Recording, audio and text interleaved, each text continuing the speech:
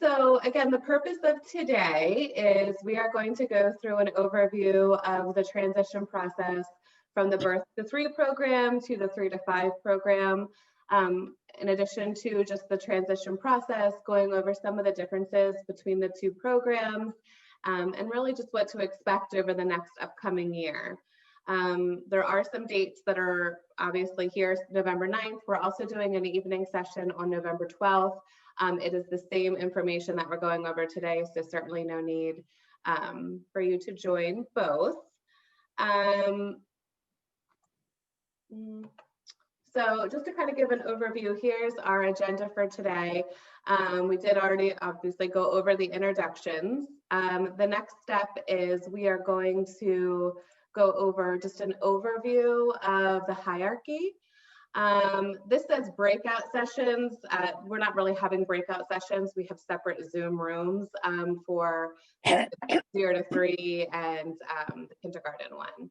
And then once we're done with this session, we will be, if you're interested, there's another link that I'll post in the chat. We're going to hear from a parent consultant. Her name is Jackie. She also works at Patten, which is, if you're not familiar with Patten, I definitely encourage you to, look into what that is. I'll put some of that information in the chat as well. And then we'll have some Q&A at the end. So, really, the LICC, the Local Interagency Coordinating Council, is the one that puts together this transition overview today. And this is just our mission statement of what the LICC does. We are in the process. This is our first event for this 2021 school year. We will be sending out additional information of future events that we will have.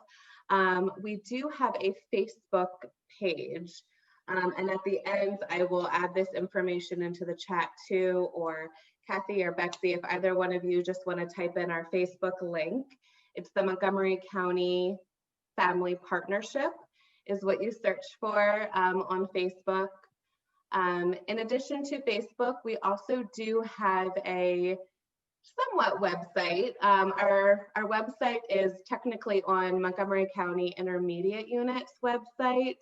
If you click the early childhood link, you will then see a link for LICC. And on here is where we post upcoming agendas, and we also have recorded previous events that we have put on. And we had those recorded and they're also archived. So we'll be, we do have last year's transition meetings as well archived. If the Zoom ones look a little bit better, we'll replace them. But the information is basically the same that we went over last year from this year. Obviously, we know that some parents may have some questions regarding COVID and some of the impacts that that had. So certainly as we go through this presentation, we will kind of touch on some of the information and the impacts that that has had. And if you do have any suggestions, ideas, etc., for future trainings that you would like the LICC to put together, you could certainly just email the same email that you did to just to RSVP for today, and we're always open and interested to kind of hear if parents have any suggestions or feedback of things that we can share out. So with that being said, I'm going to pass it over to Betsy. Okay, thanks, Lorinda. So again, good afternoon and welcome, as a very special welcome to the parents that joined us. So I'm just going to give you a little, when we talk about the hierarchy, important is to know who are we from the understanding from federal to state to county. So who helped create early intervention and us having the regulations that we have by law? So the very first in the middle of your screen, I'll direct you to the U.S. Department of Ed, is the Office of Special Education Programs, commonly referred to as OSEP, you'll hear, is the federal mandate is IDEA, the Individuals with Disabilities Education Act. The first part of the law was brought out in 2004, and then it was updated in 2011. Why is that important for you to know? Really important is that's the mandate for all states that they must provide FAPE. That is the free and appropriate public education, which Lorinda will speak to when she gets to her section. Really, really important is that the vision under the law was that that we would be trying to improve outcomes for all children. The vision is for them to be able to have unlimited opportunities, the same way any child would have in inclusionary fashion, and to be able to lead very fulfilling lives. So that speaks to our federal end. Under the federal end, it's Part C, which is the infant toddler part of the program, and Part B, which later on Lorinda will talk to about, is preschoolers. Under that, as I mentioned, under the amendment of IDEA in 2011, what was really important was it spoke to the issue of children being served in their natural environment. So when we think about that, that's from home, community, preschool setting, daycare, your grandmom's home, wherever it is that your child and family, where your child is during the day, because that's what we're trying to do, is to build daily routines, build things in a child's daily life. After we look at the federal part of the law of Part C, what we spoke to there was that early intervention services were going to be provided for children who are at risk.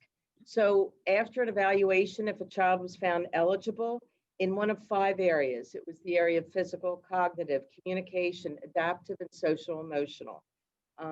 Those are the areas in which we provide services for children. From the federal guidance, we move down to the feds, then mandate states to take responsibility. So in the state under infant toddler, we're talking about the Pennsylvania Department of Human Services, which formerly, for anybody knew it, is the Department of Public Welfare. Back in, I believe it was 2011, first office that was created to try to figure out some way to bring programs together was first called the Office of Child Development, and later became the Office of Child Development, and then the Office of Child Development and Early Learning. Under the Secretary, Tracy Campaniti. Why was this important?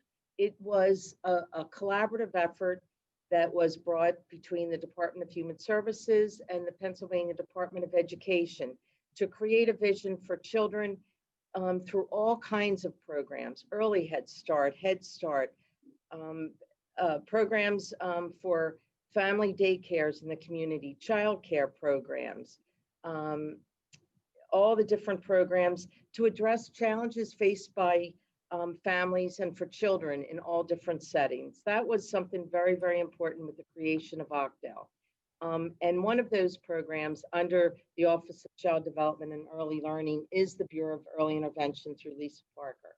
So I'm going to direct you down towards the left. And now we're looking at local programs. So then the states direct county programs to fulfill what's required in the law. And the state mandate is Act 212, which was the Early Intervention Act for all children. When we look at the county program, so now we're talking Montgomery County, we're talking about the office in which Kathy and I work. And that is in the Human Services Center in Norristown. And our complete office is mental health, developmental disabilities, and early intervention. Our administrative office is under the direction of Pam Howard. Developmental disabilities is under the Annetta McHale. When we come down to local early intervention, so from the program side, that I would oversee. And Pam, did you put your face on the screen yet? Okay, so Pam is a brand new hire. Pam works with us for the last 2 weeks, a little over 2 weeks, is our EI program specialist. So for parents who have all the different providers who are working with them, for us to be able to make this happen and for children to receive services within the 14 days, we currently have 16 provider agencies, and we have an independent eval team, which is ECAS, Early Childhood Assessment Services. And we have over 450 staff and contractors who work through our provider agencies to provide services to children. And then on the other side is the Direction of Service Coordination. I'll let Kath explain that. Hi, and I'm Kathy Marine, and I'm the Director of Service Coordination. And I oversee two supervisors who supervise 20 service coordinators. Those service coordinators coordinate and monitor all your children's services. Okay, and now we're going to turn over to Lorinda, who's going to speak to the right-hand side of your screen. So on the right-hand side, we have obviously Montgomery County Intermediate Unit. And I do just want to speak to the fact that a lot of families, I think, when they are transitioning from birth to 3, infant, toddler to 3 to 5 services, they're really confused when they hear us refer to ourselves as early intervention as well, because parents just for whatever reason assume that birth or early intervention is just the birth to 3 program, but early intervention is birth to 5. So there's the infant toddler early intervention, and then there's the 3 to 5 special education early intervention. So for the Montgomery County Intermediate Unit, our executive director is Dr. Regina Speaker. She's actually brand new to us this school year, and just comes with so much energy and innovation, and we're just really, really excited to have her. There are many offices at the intermediate unit, but the one that you will probably be most involved in if you are transitioning would be the Office of Early Childhood. So Dr. Holly Acosta, she is the director of this office, and then I am the assistant director, Lorinda. And then in the Office of Early Childhood, we have 3 programs. We have early intervention, which again is that special education services, and that is our largest program. We serve, within that program, we serve about 3,000 children yearly, and there are 4 program administrators that support services, staffing, etc. So they are Chris Stewart, Nicole Irvin, Ashley Lee, and Jennifer Samaraki. And what we did, 2-3 years ago, is we broke the county up into regions. So depending on where you live, you would be part of a region. So we have an eastern region, we have a central, we have a north, and we have a western region. And those 4 program admin oversee one of those regions. In addition to the service side, we also run pre-K counts and Head Start. This is not a special education program. This is for at-risk families who are eligible for a subsidized schooling for their children. Pre-K Counts is a state-run preschool. We are not the only organization in Montgomery County that runs pre-K counts. Pre-K counts, you know, there's many preschools that run their own pre-K counts program, but that is funded through the state. For Head Start, this is a federally run program, and we are the only grantee for all of Montgomery County for Head Start. So there's Early Head Start, which is separate, and then there's Head Start, where we do a center-based program for at-risk families. And there's 2 program administrators, Paula Rice, she oversees Head Start, and Rebecca DeSantis oversees pre-K counts. And then of course we have all of our MCIU early interventionists, our therapists, our providers, and contractors.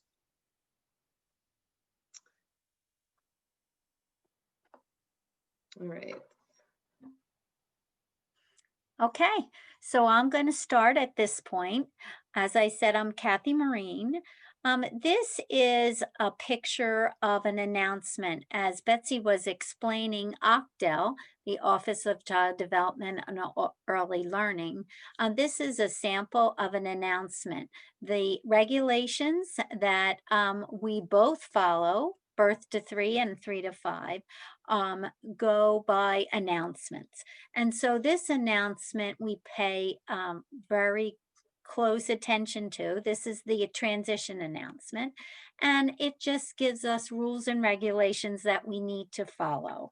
But, you know, with some key things saying that the families should be informed of all that learning experiences and services change. We're going to talk about those changes as we move forward, that it's a process. And just so that you know, it's an important process for us. And Lorinda and Betsy and I and Pam meet on a very regular basis to make sure there's no glitches in any child's transitioning process.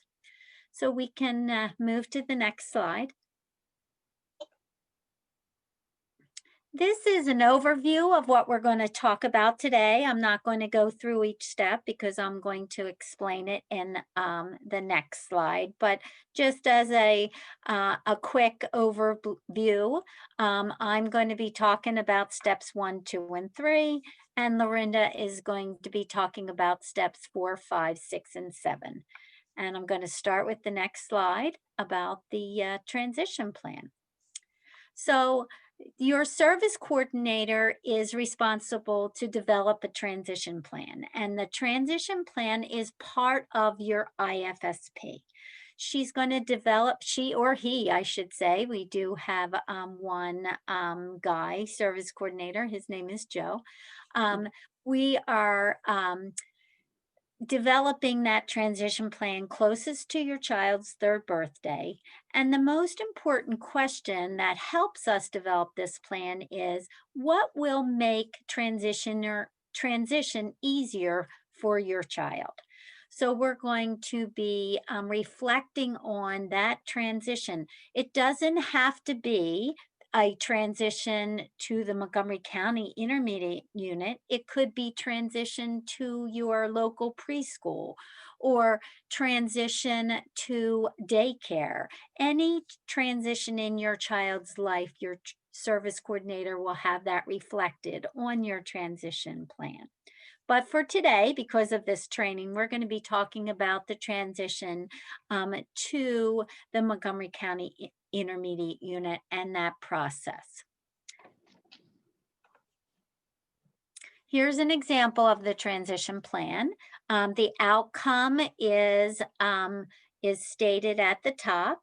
And then what is happening now. So we update that when you have a conversation with your service coordinator. It could be at a monitor, a team meeting, a 6-month review, or an annual. What is happening? So that what is happening now is constantly updated.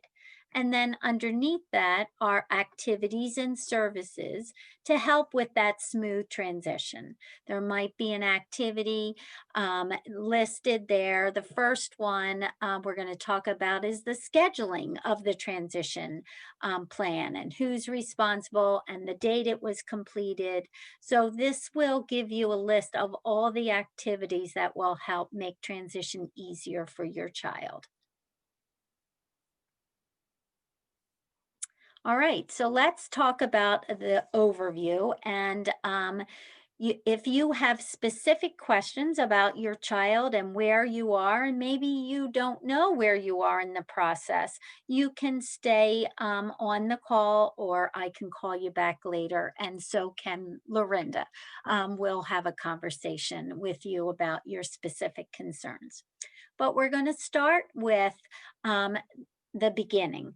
At the beginning, the transition starts about 6 to 9 months before your child turns 3. It starts in my office, and it starts with my transition coordinator. Her name is Danielle Meyer, and she communicates with all the service coordinators to say, you know, what are the names of the children that need to have a transition meeting scheduled?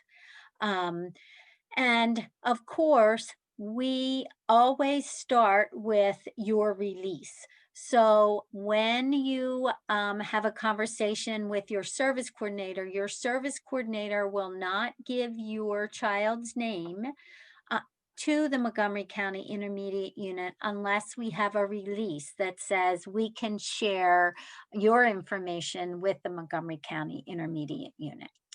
So Danielle has a list of children that need transition meetings, and she is in charge of scheduling that meeting.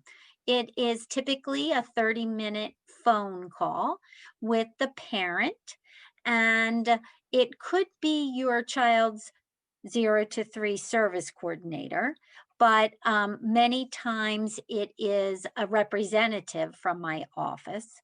And then the most important person besides the parent is the Montgomery County Intermediate Unit case manager. So your child is moving, I know it's semantics, but from a service coordinator to a case manager. Essentially, they do the same thing. They support you and your family. And during this 30-minute phone call, you will be introduced to who will be taking over for your child's current service coordinator. This meeting usually lasts about 30 minutes, but we're going to be talking about your child's strengths and your child's needs. Currently, what services your child is having. Any medical updates. Maybe you have gone to the developmental pediatrician, or maybe you have something else that all of a sudden you notice about your child and you're a little concerned about it. So even though your child is maybe been having services to address some fine motor and some gross motor skills, maybe now you're concerned about your child's speech. Maybe it's not as clear as you'd like it to be. So whatever your concerns are, this is a great time to talk about it during that meeting. And then your case manager will listen to all those concerns. She'll ask you some questions, and together as a team, you'll decide, okay, these are the evaluations that we think your child might need. And your input is always important there. And, you know, they are interested in looking at all those 5 areas of development, but maybe you're only concerned about a few of those. So, once the case manager talks to you and the 3 of you decide on what evaluations might be necessary, then we would move forward. The Montgomery County Intermediate Unit, once that is decided, they will schedule those evaluations with you. They will send a packet of information to you, and then they will schedule. Lorinda will talk a little bit more about their process. But the next thing that happens is you will need to sign a permission to evaluate. All those evaluations that you decided as a team will, you know, be on that permission to evaluate. So you're giving them permission to do those evaluations. You might say, how is my Birth to 3 program communicating with my 3 to 5 program? And that's really important. So we have certain forms, and we'll show you later in the presentation, that we will fill out, 0 to 3 will fill out, so that the Montgomery County Intermediate Unit evaluators will know everything that your current team knows about your child. Okay, the next slide. And so this is what Lorinda is going to explain a little bit more. The permission to evaluate is signed, and then the scheduling secretary schedules those appointments with you, one evaluation or many. And then just so that you know, we are responsible, Birth to 3, is responsible to continue providing services for your child until the day before the child's 3rd birthday. Now, there's lots of conversations and lots of things happening before that. You'll know exactly what's happening to your child on the 3rd birthday. So it's not like a switch, and you can communicate with your case manager, with your service coordinator at any time throughout this process. So there's a little different process if you are entering early intervention late. So as I said, we start the process 6 to 9 months before. And so if you are just having your initial evaluation for our program 46 to 90 days before your child's third birthday, we don't want to over evaluate your child. And so part of this collaboration that we have with the 3 to 5 program, we have developed a tool, an evaluation tool that we will do, but the Montgomery County Intermediate Unit will accept. So we don't have to have other evaluations. Maybe we don't have to have other evaluations for your child moving to the 3 to 5 program. And that permission to evaluate will just say a review of records. Since your child was just evaluated for the birth to 3 program, then they will look at that evaluation and then move forward with the process. So it's just a little different if your child is moving late, moving to the Montgomery County Intermediate Unit late. Families are our focus, and as Lorinda said, early intervention is often confused. Our program is being referred to as early intervention, but actually it's a birth to 5 program.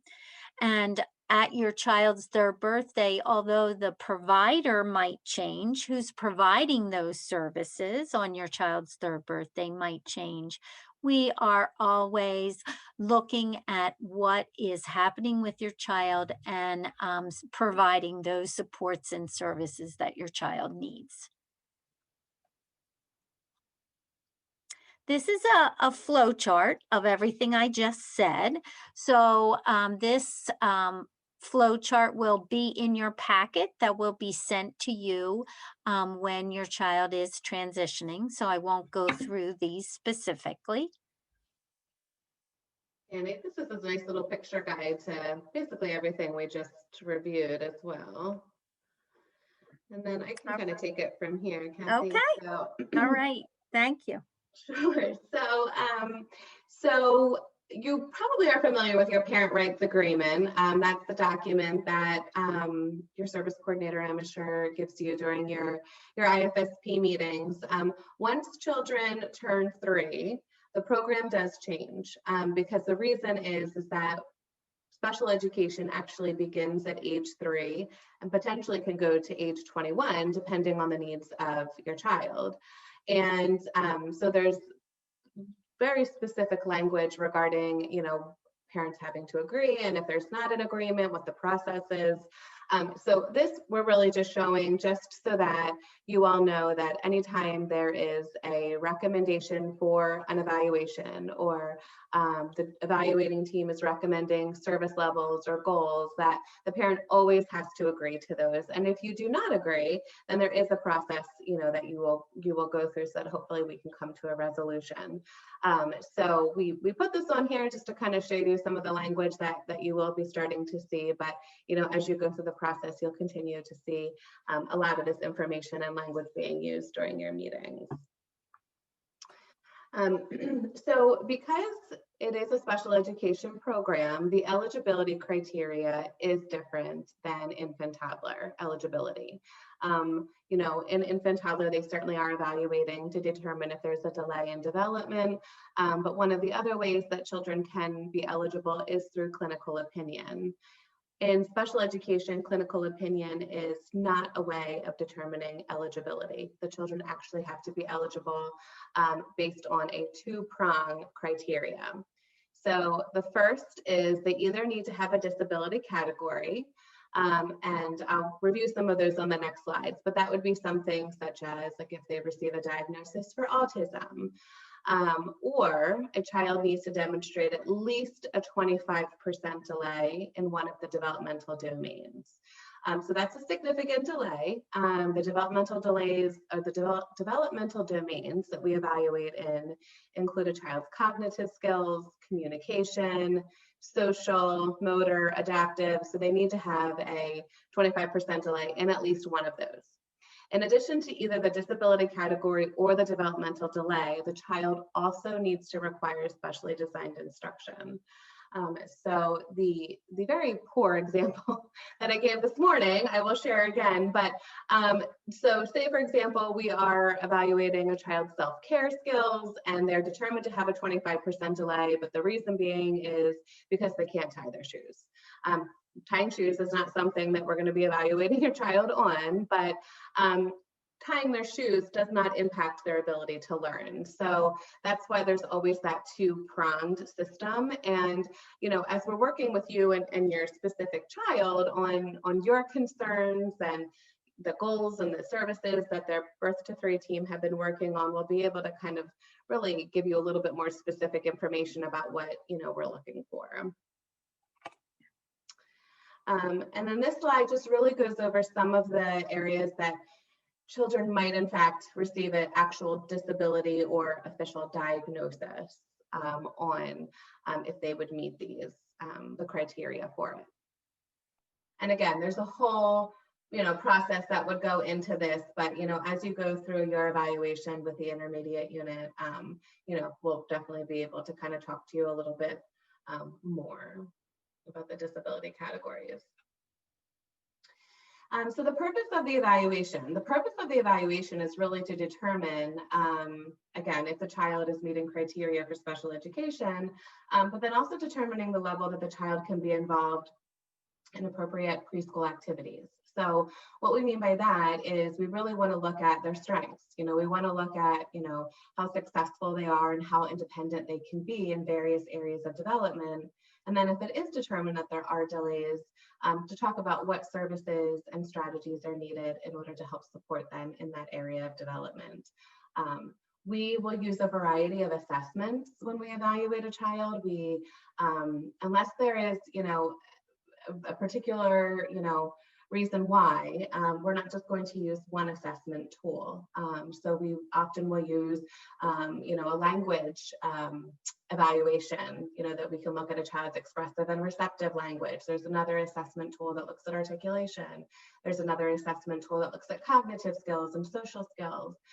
If we're trying to, you know, rule out if a child meets criteria for, you know, something like autism, there's also assessment tools that are needed for that. So we definitely value information from the Birth to 3 team, as well as people that are very involved and familiar with your child. So when you are scheduled for your transition meeting, there will be a transition folder that is going to be mailed out to you.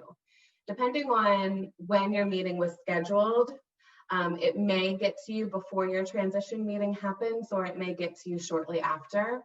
But this is one of the forms that's included in the transition folder, and this is an early childhood teacher caregiver questionnaire. So if your child is enrolled in a parent-provided preschool or daycare, or if you have a caregiver that's with your child frequently throughout the week, and they would be able to speak to strengths and needs in any of these areas, we would absolutely welcome and appreciate having feedback. Again, you know, we're new to your child, so we want to get as much information as we can from the people who really, you know, can work with your child on a day-to-day basis. This form is for the Birth to 3 therapists to complete. So we will have access to the evaluations and the IFSP that your current team is working with your child on. However, we know that sometimes there can be maybe something new that's happened. Maybe there's a new area of need, or maybe the child's just started to make really nice progress on something. So we always just have this so that we can get as much up-to-date information as possible, because sometimes maybe if there hasn't been a review meeting in a month or two, maybe there's just something new that the therapist really feels like it would be important for the evaluator to know. So in addition to those forms being included in the transition folder, they are also located on the IU website. And this is just a little picture guide as to, how to find it. Basically, if you just go into our Early Childhood Services tab, and then, you can just kind of click through there until you can find the forms. But this is the steps where you can just direct your preschool teacher. If you have one, they can just go right onto the website, or you can fill out the hard copy and scan it or email it. The directions for how to return those forms are at the bottom. So this is just a little picture guide as far as intentional relationships and just wanting that smooth transition. So once your child has been determined eligible, the next step is we need to develop what's called an IEP, an Individualized Education Program. And this document is very similar to your child's current IFSP, but instead of going from that family service plan, now we're going to the educational plan. This document or plan would begin to be implemented once your child turns 3. If for some reason the IU and you are not at an agreement with an IEP, the IFSP services will remain pendent. So what that means is once your child turns 3, the IU will then become responsible for implementing the IFSP until there is an agreed upon plan. That doesn't mean that your birth to 3 providers will continue after the age of 3, but what it means is the service levels and the goals of the IFSP will continue to be worked on until there is an agreed upon IEP in place. So there's a couple screens that just go over some of the points that we talk about during the IEP meeting. And we really want to just show that the IEP team includes the parent. And these are some of the things that we'll talk about during the meeting. Educational environment. So this is something that once children turn 3, you'll hear a lot about, both from the IU, when you transition to the school district. We are required by law to provide support to students in their least restrictive environment. So as we go through the next couple slides, I'll kind of talk to you a little bit about, what that means. And this just continues to go over some of the core components of the IEP. Again, many of the sections will look almost identical to the sections that are in your IFSP. Some of the differences in here, there's a section, services during scheduled breaks. And what this means is because children are, we're now in an educational program, we provide services similar amount of days to that of a school district. But instead of going September through June and having children be off for an entire summer, the state of Pennsylvania recognizes that a summer break would be way too long for, our learners that are so young in age. So what Pennsylvania does is they have broken it down to, instead of going September through June, those services are stretched out over a 12-month program, but there are some breaks that are built in order to accommodate, for that stretched calendar. The majority of our students do follow our typical calendar, and when we're on break, they do not receive services. However, we do certainly have some children who, based on data, are not able to make progress, or they regress during a break, that they're not able to recoup those skills. So these are all conversations and all things that you'll have, conversations with your IEP teams on. We'll be taking a look at data before break, after break. So this is something that is always considered, and it's always reviewed to see how children do. And if in fact we do need to set services up for children over breaks, we absolutely will do so.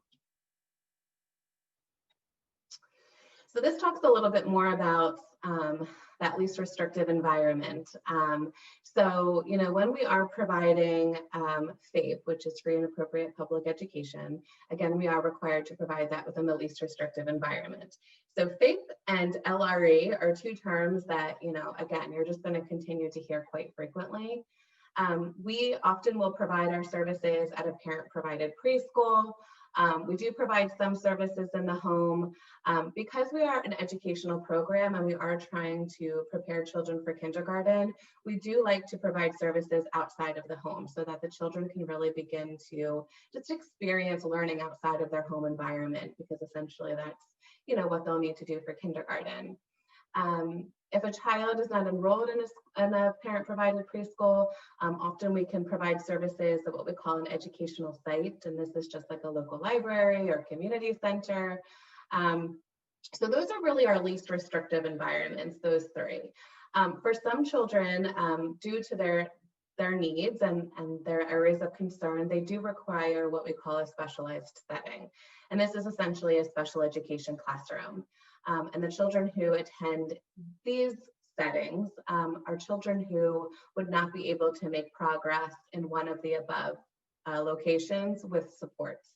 Like I said, this is for a smaller number of students, but we do have a variety of different types of classrooms that we provide. And again, that would just be conversations for your IEP team.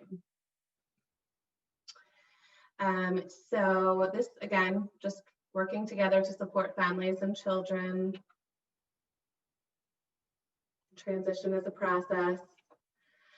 And then here's my contact information. I just put this up in here. I understand that, you know, transitioning from birth to 3 to the MCIU 3 to 5 is very overwhelming and stressful. And, you know, you're building these relationships with these people, and now we're having you go somewhere else, and it can be very overwhelming. So obviously your case managers, your service coordinators, your teams, they can absolutely provide support, but I always put my information up here in case